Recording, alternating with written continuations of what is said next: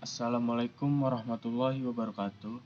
Nama saya Fadian Wibowo dari kelas 12 IPS 1, mata pelajaran Bahasa Indonesia, pembimbing Bu Latifah Hasan. Di sini saya akan menyampaikan teks editorial yang berjudul "Jangan Hanya Bergantung pada Vaksin". Pada bagian pertama yaitu pengenalan isu atau tesis.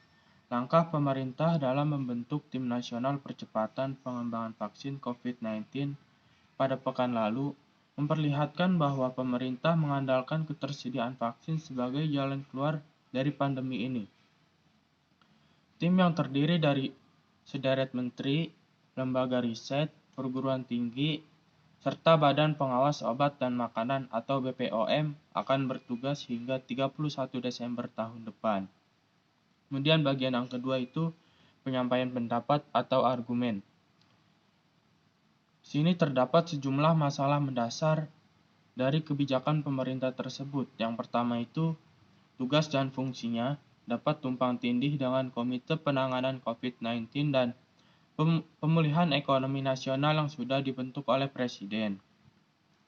Meskipun sama-sama dipimpin oleh Menteri Koordinator Perekonomian Airlangga Hartarto, keberadaan tim ini berpotensi menghambat birokrasi, apalagi masyarakat juga belum melihat hasil kerja nyata komite di lapangan.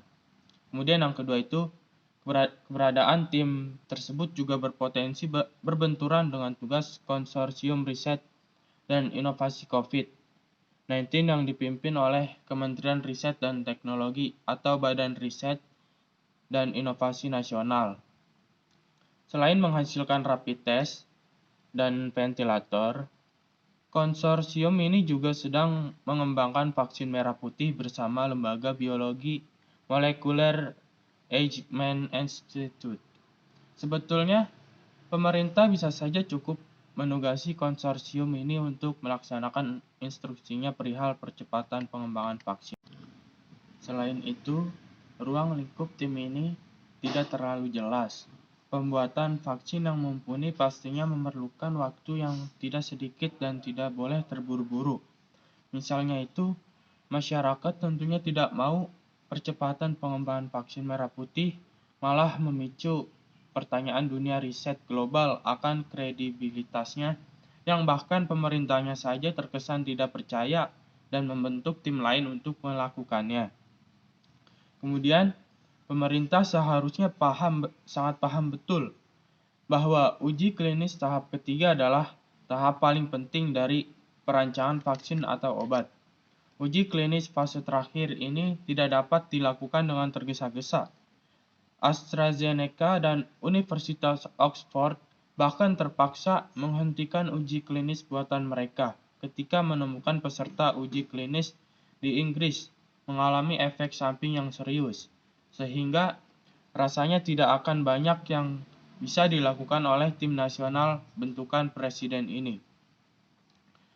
Kemudian bagian yang ketiga, penegasan ulang. Daripada hanya mengandalkan vaksin saja, sebaiknya pemerintah bisa memperbaiki kapasitas pengetesan dan pelacakan pasien suspek melalui berbagai pusat layanan kesehatan. Sebetulnya pemerintah dapat memperbaiki kualitas pengobatan pasien dan kesiapan tenaga medis agar angka kematian pasien COVID-19 tidak terus meningkat. Tanpa upaya terpadu yang melibatkan seluruh elemen masyarakat, tumpuan harapan pada satu solusi saja bisa dapat berujung pada masalah baru, terutama jika waktu pengembangan vaksin jauh lebih lama dari apa yang dijanjikan oleh pemerintah. Pemerintah tidak boleh menyimpan semua telur dalam satu keranjang. Upaya pengendalian wabah secara holistik dan ketat harus tetap dilakukan oleh berbagai sudut.